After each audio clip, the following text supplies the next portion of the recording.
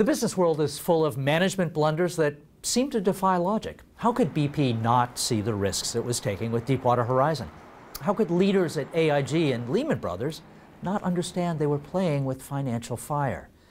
Well, the answer, according to a fascinating book called Willful Blindness by Margaret Heffernan, is that managers, like people in general, choose not to see what they don't want to see. Detecting the problems under your nose is one of a business leader's most valuable skills. In addition to being a book author, Margaret is a serial CEO and, most impressive, a blogger for BNET. Thanks for coming on, Margaret. My pleasure. Now, how could I have missed this is one of the saddest questions that a business leader can ask, and yet it's being asked more and more often. Right. Willful blindness seems to imply that there's conscious effort at not seeing what's right under their nose, but it's not always conscious, is it? It's not always conscious, but a lot of it is information which we could see if we wanted to.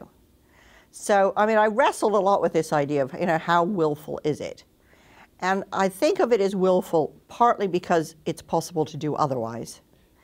And it's also because we're willing things in such a way that that will in itself makes us blind. So willful blindness starts life as a legal concept. So in the law, the concept of willful blindness says if there's stuff that you could have seen and should have seen but didn't see, then you're still responsible. The law doesn't really care whether you missed it consciously or unconsciously. It says if you could have and you should have, then you're responsible. That was the idea that really grabbed me, and I thought, there's just so much of that around. Yes, and it applies in all aspects of life. Let's talk about, in particular, the financial crisis, the biggest business and management blunder of our time. I hope. Yes, right, so far. There was a poignant moment in testimony during the crisis and its immediate aftermath in which Alan Greenspan, whose financial policies had a role in that crisis, the maestro, admitted that he, the maestro, might have had an ideology that didn't really work anymore. Yeah. How did that happen?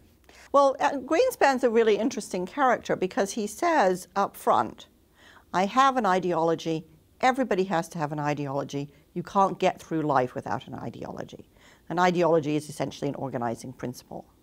The organizing principle of Greenspan's life was that the best market is a deregulated or unregulated market.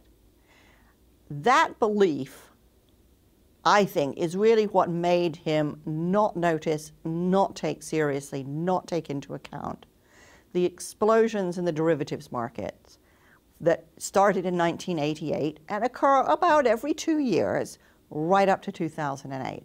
The notion that this came out of the blue, that nobody could see it coming, is complete nonsense. There were lots of rehearsals of this explosion. There were lots of people testifying to Congress really early in the 90s saying this is a dangerous, dark, unsafe market. And Greenspan was having none of it. He was having none of it because according to him, since derivatives were an unregulated market, they were a perfect market. And in perfect markets, things can't go wrong. Right. When Greenspan was cross-examined in the inquiry into the banking crisis, I mean, I thought it was some of the best drama I've ever seen. But what I think was so striking is that under enormous pressure, all he would admit was that there was a flaw in his ideology.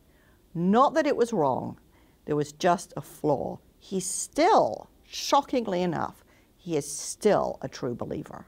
His kind of willful blindness is different from some of the other players in the financial crisis. At Bear Stearns and Lehman Brothers, there was also awareness that they were really out over the edge, and yet people didn't bring it up. What was going on there? Yeah.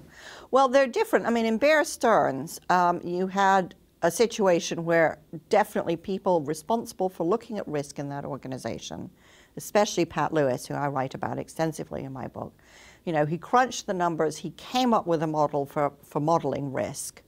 And he said, this is a very important way of seeing our exposure. And he took it to his CEO, and Kane was having nothing of it. It was, A, he said it was too complicated. B, it would change some of the political alignments within the organization. And he didn't really want to muddy the waters. So he had an opportunity to gain crucial, vital insight into his organization, and he chose not to adopt it. Classic willful blindness. In Lehman Brothers, you have a slightly different situation, which is you have a CEO who is encased, as I describe it in my book, in the bubble of power.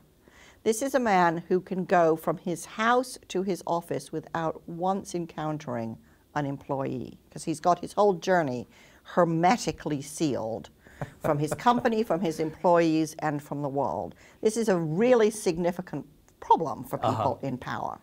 He was surrounded by people who would not argue with him, but really believed their job was to make him feel good about himself. Well, if our brains are designed to make us feel good about ourselves, and then we surround ourselves with people who feel that it's in their interest to make us feel good about ourselves, there's a huge amount of information that we will never, ever see. And I would say one of the biggest leadership challenges that any CEO ever faces is, how do I build a network around myself that will bring me the information that I need? For people like Fuld, he really believed he was safer in his bubble. And the reality and the thesis of willful blindness is that that bubble is your biggest risk. Thank you, Margaret. It's really interesting. Thank you for coming. Thanks. And thank you for watching.